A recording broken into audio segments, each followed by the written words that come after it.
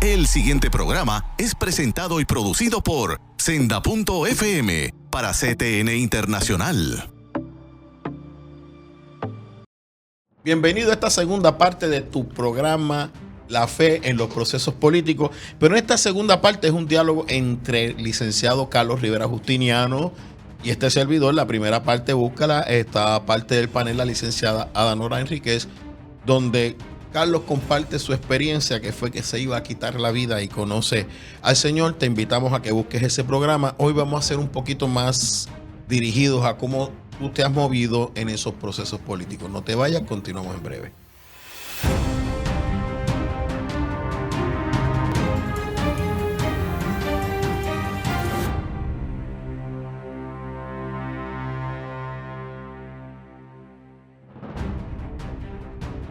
Buenas, bienvenido a esta primera parte de este programa. Debo partir de la premisa que te perdiste el programa anterior. Espero no te pierdas este programa. Estoy con el licenciado Carlos Rivera Justiniano. Hoy, Carlos termina sus funciones, hoy o ayer, porque hoy es feriado en el gobierno, sus funciones como el asesor legislativo del gobernador Pedro Pierluisi. Correcto. Por él pasaban, por sus manos pasaban todos los proyectos de ley, los buenos. Y pues le criticamos los malos, pero los que estamos allí sabemos, y lo estábamos hablando fuera del aire, que a veces tú llegas a un acuerdo y cuando de repente bajan, tú dices, esto no fue lo que se habló, eso es parte del proceso. Carlos, ¿cómo tú estás? Los buenos y los no tan buenos. Yo estoy muy bien, gracias a Dios, contentísimo de estar aquí, honrado por el privilegio de poder compartir contigo y con tu audiencia un poquito de lo que han sido 20 años trabajando con procesos legislativos. ¡Wow! Y un compromiso de que no se pierda tu video en YouTube, porque no encuentro el primero. Y yo lo busco y dice, no, pues yo estuve aquí. Se puede poner algún sitio está ese video. Tengo que buscarlo porque estuve aquí. Estuve sí, contigo aquí. Póngalo en el playlist. Carlos, te quisiera, ¿verdad? Que tú, como cristiano, como creyente, si usted quiere encontrarle a Carlos y a mí errores, los va a encontrar. Le diré lo que me dijo un amigo cristiano cuando iba a criticar a una candidata por las cosas que había hecho antes. Y él no era de mi partido, pero si fuera así, pues entonces los nuestros, ¿qué vamos a hacer con ellos? Porque nuestros pecados que fueron perdonados están allí. O sea, la gente no quiere olvidarse. Pero tú estuviste en este proceso político, viste, en el otro programa nos hablaba de personas que estaban en este proceso que tú entendías que no eran su llamado. Sí. Explícame eso. Mira, porque, ¿verdad? Dice la palabra que hay distintos tipos de llamados, distintos tipos de ministerios. Me parece que el llamado a trabajar en el proceso político y a estar en posiciones de poder influenciar o de ejercer cargos de autoridad pública, la propia palabra me dice que fueron establecidos por Dios. Por lo tanto, tienes un llamado particular a la política, al proceso político, al proceso gubernamental, y si no estás en esa ejerciendo ese llamado, es simplemente un interés personal que puede ser muy genuino, vas entonces a encontrar muchísimos contratiempos. Siempre pienso en José, el hijo de Israel, y pienso en Daniel. Estuvieron en las posiciones que estuvieron, obviamente porque el Señor lo dirigió, los preparó y pagaron un precio. Y no creo que ninguno de los dos estuviera buscando esa carrera. Estoy 100% seguro que no. Es el relato bíblico y cuando incluso entonces descubres que estás en esa carrera por ¿verdad? Disposición divina, te enfrentas a grandes retos que muchas veces son contigo mismo. Me estoy sonriendo porque la gente piensa que tú eres el invitado, no yo. Pero yo creo que la gente piensa que tú estás bien gozoso en ese puesto. No, bueno.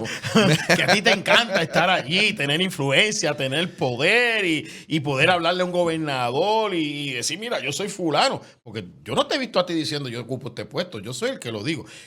¿Cómo tú ves eso? Porque yo tengo mis experiencias personales, pero vamos a hablar de las tuyas. Pues mira, Juan, dos cosas. Primero, que muchas veces he escuchado a personas decir, no, porque yo soy Carlos Rivera Justiniano. He ocupado distintas posiciones y hasta ayer fui asesor legislativo del señor gobernador, a quien le agradezco el enorme privilegio que tuve. Y me gusta el poder servir y me siento muy honrado de poder participar en lo que hago y de influenciar en la formulación, en la ejecución de política pública desde la posición que estoy. Lo que nunca me ha gustado, y no sé si alguna vez me gustará, es precisamente tener poder. porque viene, como dice, esto no dice la Biblia, lo dice Spider-Man, viene con una gran responsabilidad. Y esa responsabilidad tiene un costo personal increíblemente Se nota que tienes nenes inmenso. chiquitos. Tengo 4 hijos que son la razón de poder intentar querer hacer un mejor Puerto Rico. Pero yo te voy a dar un versículo que es mucho peor que esto. El que quiera seguir en pos de mí, tome su cruz y sígame. Significa que a veces tú estás en un ministerio que te cuesta morir a ti. Sí. Sí. Y Quizás eso es lo que estás tratando de decirnos un poquito más profundo. O sea, porque hablaste como papá. no- O sea, yo estoy seguro que los nenes te entendieron. Los nenes te entendieron, yo te entendí. Pues yo soy un nene grande. O sea, pero yo verdad que te conozco hace mucho tiempo. ¿Tú no crees que en el llamado a la política hay un gran nivel que requiere muerte a sí mismo al cristiano? Más allá que otros ministerios. Porque no es dentro de la iglesia. correcto. O sea, y tú estás peleando a veces por una iglesia y por unos principios que tu propia iglesia ni cuenta se da o los ataca y te critica. Sí. Y principalmente porque tienes que evitar la soberbia, pero tienes que usar ese poder, ¿verdad? Y por eso es que hay que buscar mucha dirección del Señor para, ¿verdad?, mantenerte en ese balance y también manejar el dolor de ser incomprendido, de cuando se toman decisiones o se logran acuerdos o se logran resultados que no son necesariamente los esperados, pero tú sabes porque has buscado la dirección de Dios que ese es el resultado que iba a acontecer y entonces te critican, te ofenden, te humillan y al próximo día tienes que estar ahí otra vez a continuar la batalla. ¿Y tus hermanos en la fe? ¿Cómo te tratan tus hermanos en la fe? No los que están cercanos a ti, porque somos hermanos de gente que Sí. que no milita en los mismos lugares que nosotros. De acuerdo. ¿Cómo tú ves esto? ¿Qué es lo que tú has vivido? Mira, he vivido un abanico de situaciones, empezando porque a mí me enseñaron en mi casa que la política, el cristiano no se metía en política. Eso fue lo que me enseñaron cuando yo me criaba. Yo pensé que yo te llevaba más años. Pues todavía cuando yo me criaba enseñaban eso y que la política le hacía daño al cristiano y que el cristiano hacía daño en la política también, porque, ¿verdad? Es un lugar donde es fácil corromperse. Y me he dado cuenta que eso permea todavía hoy en muchas iglesias y yo creo que mucha gente no se ha dado cuenta que vemos cristianos que militamos en todos los partidos políticos en Puerto Rico y que pertenecer o ser cristiano, ser creyente en el Señor Jesucristo no es exclusivo de un partido político o de otro. Yo recuerdo que tú estuviste también. Es que cuando miro hacia atrás, tú y yo llevamos un caminar más o menos similar, porque cuando tú llegas, yo soy médico, pero yo también llego en mi primer cuatrenio. Estamos adaptándonos al proceso legislativo. Y la gente como que no entiende que la ley de iglesia-escuela y la resolución que salva a las iglesias-escuelas cuando Alejandro García Padilla quiere imponer la licencia a las iglesias-escuelas, ¿te acuerdas de eso? Claro que me acuerdo. Fue un esfuerzo bipartidista Sí. del sector cristiano dentro del Partido Popular porque el PNP no estaba en mayoría. Correcto. O sea, ¿Tú recuerdas eso? Sí. ¿Tú participaste en eso? ¿Qué es lo que tú podrías compartir de ese proceso para que la gente entienda la necesidad de presencia de los cristianos en el proceso político y en diferentes partidos? Pues fíjate, yo no sé si tú te acuerdas que esa legislación vino como un byproduct, en buen castellano, de otra legislación que se había estado atendiendo, que era el que se convirtió en ley, el proyecto del Senado 238.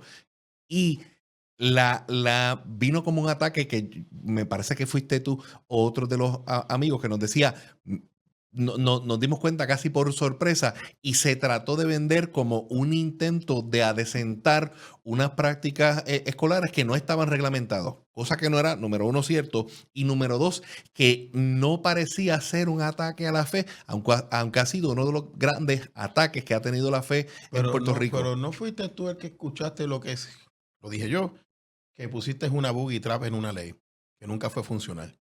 Sí. No podemos decir la ley, pero quiero decir, ¿verdad? Que hubo una ley, fue que bien, era para destruir la base cristiana.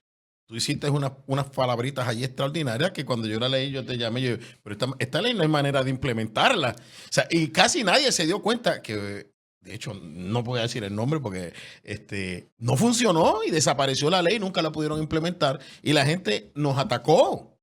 Yo recuerdo que nos atacaron por esa famosa ley y cuando yo la miro y dije, ¿quién puso esas palabritas? Había sido tú. ¿Tú te acuerdas de ese proyecto? Yo me acuerdo de ese proyecto y de hecho,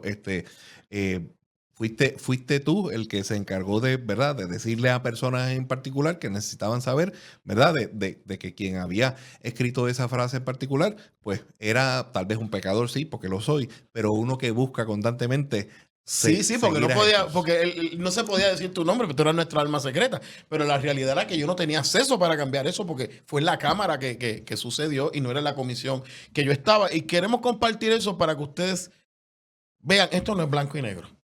No sé cómo tú te sentiste al poner esas palabras, porque a veces cuando me tocaba a mí yo decía, Dios mío, estaré haciendo lo correcto. Sí. No sé si has tenido esa experiencia. La he tenido más de una vez. En aquella ocasión fue una porque yo me inserté en ese proceso en particular, no lo estaba buscando, fui introducido a ese proceso y cuando me enfrento a eso, dije, ay Dios mío, y el Señor obró inmediatamente. No, y yo sé que tú lo dices así, pero yo lo hice adrede, yo te quemé. Yo te saqué del anonimato para que los otros abogados cristianos supieran, él es también cristiano, él está aquí. Porque, Carlos, tú no te fuiste con un letrero, yo soy cristiano, yo soy cristiano. O sea, tú seguiste viviendo y fue tu testimonio el que fue cambiando. Miren, vamos a continuar en breve. Es que queremos que sepan cómo él ha tenido que vivir la fe dentro del proceso político, dentro de la legislatura. No te vayas, continuamos en breve.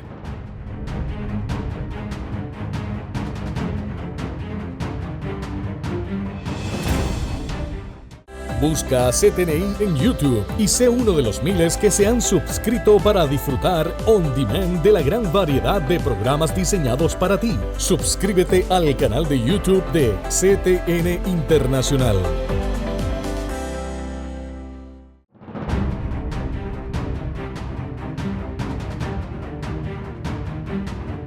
Continuamos en esta segunda parte de nuestro programa Derecho y Palabra con la segunda entrevista al licenciado Carlos Rivera Justiniano.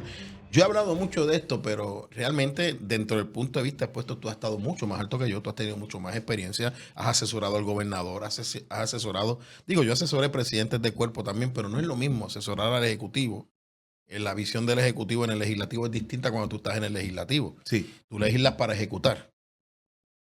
Y también recibe los proyectos de la legislatura que nacen en la legislatura para que tú determines.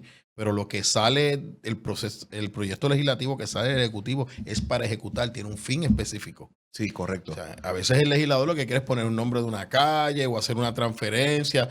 En ese proceso, como el programa es de la fe, ¿qué tú crees que ha afectado más o qué tú crees que ha beneficiado más la causa de la defensa de los principios de fe, de libertad religiosa, de la familia en el proceso legislativo? Porque por tus manos han pasado miles y miles y miles de proyectos.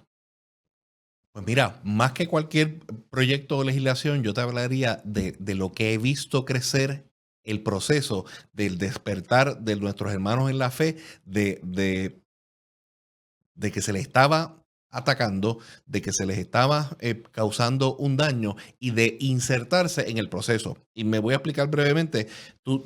Hablamos ahorita, y para que la gente, no sé si recuerdan, la resolución conjunta 99 para elevar el matrimonio entre hombre y mujer a rango constitucional. Y en nuestro primer programa. Eso pasó, si la gente no sé si recuerdan, casi 2005-2006. ¿Y cuándo se decidió el Jefel?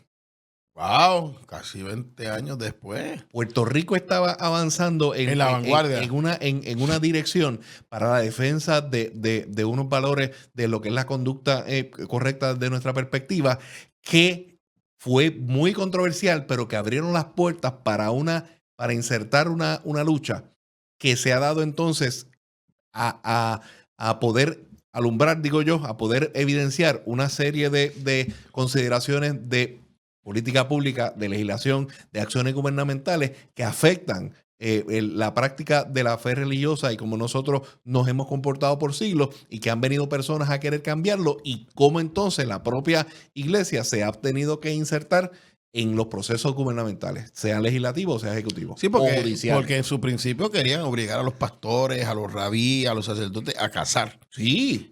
Y cuando se da el derecho dice, sí, pero esto tú no puedes obligar a la gente a violar su fe religiosa. Si no se hubiera dado esa pelea, nos hubieran liquidado.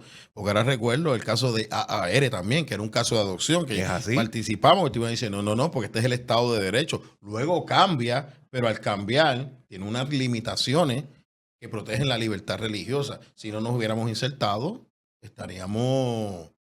Y en cuanto, Carlos, en cuanto a la actitud de los creyentes en los procesos legislativos.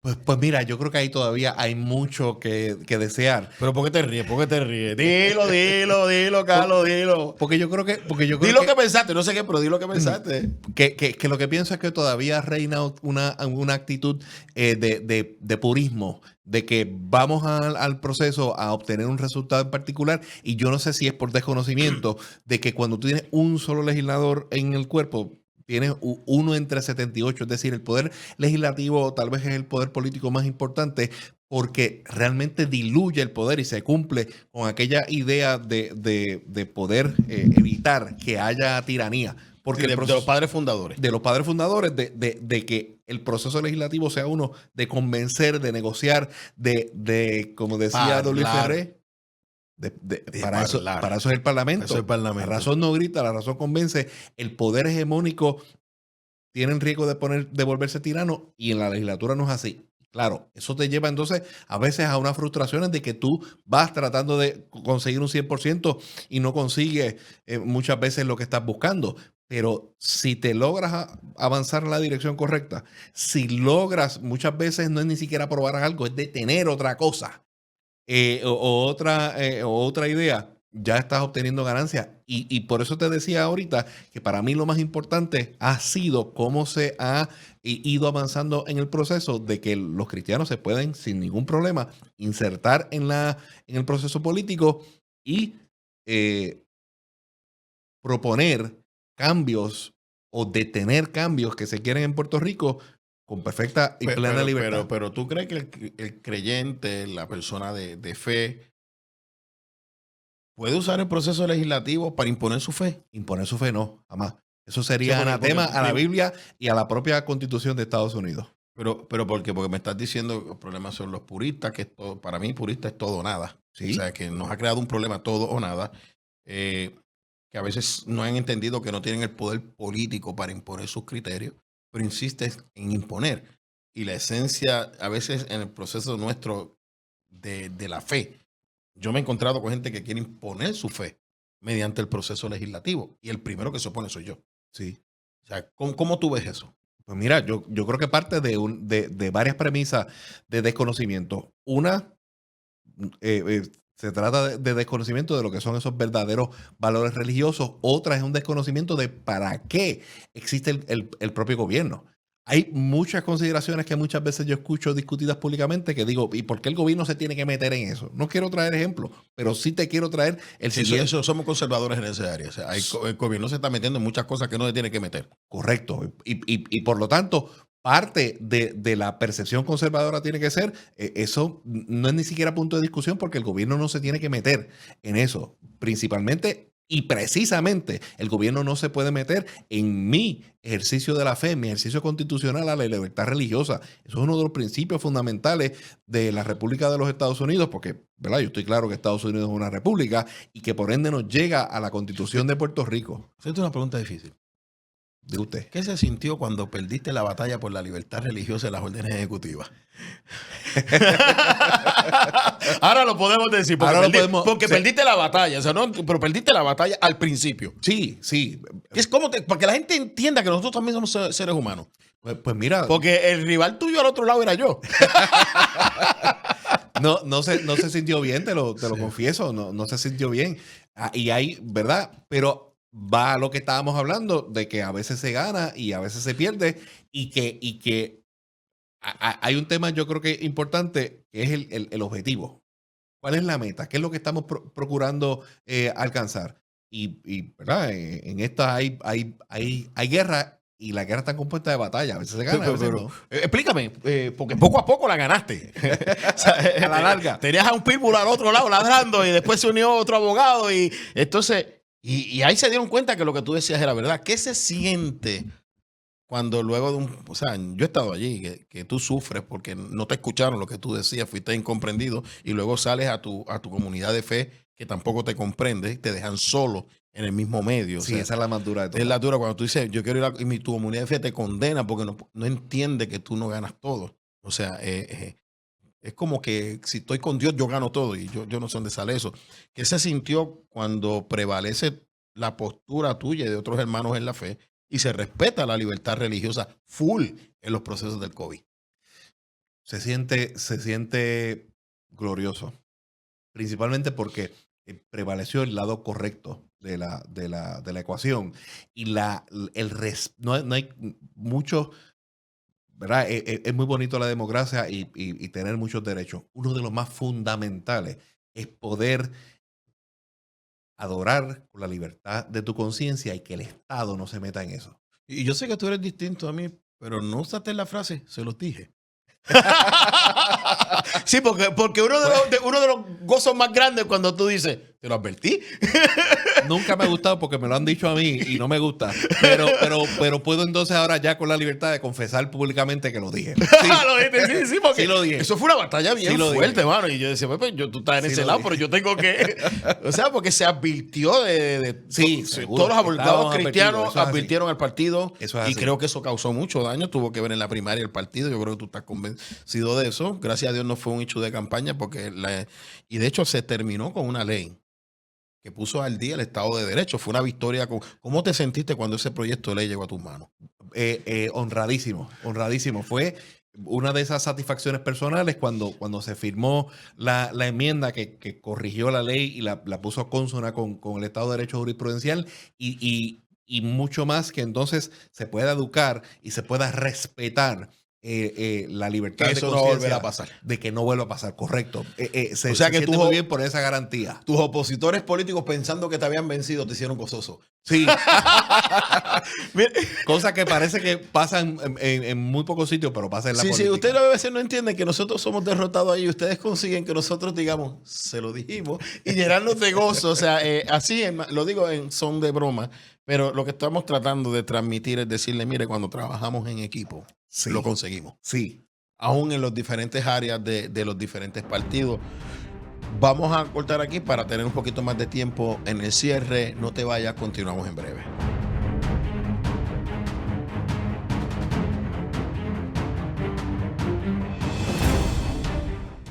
Busca CTNI en YouTube y sé uno de los miles que se han suscrito para disfrutar on demand de la gran variedad de programas diseñados para ti. Suscríbete al canal de YouTube de CTN Internacional.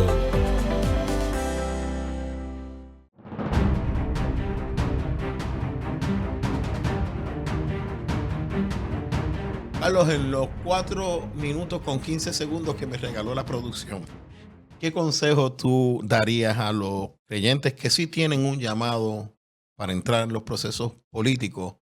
¿Cómo lo hacen? A que se eduquen en múltiples aspectos, pero principalmente no necesariamente tienes que estudiar derecho, pero tienes que conocer el proceso político y gubernamental de Puerto Rico. Me ha sorprendido que hay gente que no sabe la diferencia entre un legislador y un alcalde, o entre el legislador y el gobernador. ¿Y el asambleísta municipal? O el asambleísta municipal. Creo que hay que educarse antes de que no insertarse. conoce los requisitos. No conoce los requisitos y también educarse sobre cómo participar, ¿verdad? El cabildeo es un derecho constitucional, aunque a mucha gente le parezca una mala palabra aquí en Puerto Rico, pero es un derecho constitucional y tiene una forma de ejercerse. Y también yo creo que hay que educarse un poco sobre las propuestas y las ideas que se van a presentar. Yo escucho muchas veces personas que tienen muy buenas intenciones, pero cuando manifiestan cuáles son sus ideas, yo digo, número uno, eso ya está hecho. Así que, ¿verdad? Hay un poco de vergüenza que va a pasar las personas que las manifiesten públicamente. Y número dos, también hay gente que tiene el servicio o el interés de servir, pero ¿a qué viniste? ¿Cuáles son tus objetivos? Yo creo que no han definido, principalmente, es un objetivo muy... Estás diciendo que entraron emocionalmente. Porque si no te educaste, no sabes a qué entraste, te estás dejando llevar por la emoción. Sí. Mira, partíamos de la premisa de que ya la persona tenía el llamado y entonces va a empezar a construir de ahí. Yo creo que es bien, es tentador querer participar y una vez tú confirmas el llamado, salir a la calle y hacer tu trabajo, pero hay que participar de un proceso de educación. Primero, identificar. Servir es bien amplio. Identifica específicamente qué tú quieres hacer, traza esos objetivos, planifica, edúcate Y también rodéate de personas que De tengan más veteranos. interés en servir que Aparte, en el poder. Que en el poder. ¿Sabes? Cuando decía eso pensaba, mientras lo que habías hablado de Spider-Man, pero decirlo de otra manera, en el contexto de la fe, mientras más poder tú tienes, más tienes que servir. Eso fue lo que nos dijo Jesús cuando mencionó que el que quería ser grande, que Tenía que ser. tenía que servir. Mi gente, se nos está acabando el tiempo. Hemos cumplido nuestra promesa cuando empezamos estos programas de traer aquí personas cristianas que han estado envueltos. Los cristianos en el proceso político, independientemente del partido político donde estén, cuando están realmente enfocados al servicio del pueblo de Dios y del reino en estos procesos, necesitan tus oraciones. Y como decía Carlos, a veces salimos a buscar respaldo en nuestra gente y nos dan más duro que la gente del mundo. Tenemos que mejorar. Necesitamos que amen a todos los cristianos que están envueltos en el proceso político que Dios llamó para él. Yo no lo pido para los que no fueron llamados, sino para los que fueron llamados, escogidos y están en lealtad. Amén. Carlos, gracias. Gracias a ti. Gracias a ti. Dios te bendiga. Amén. El pasado programa fue presentado y producido por Senda.fm para CTN Internacional.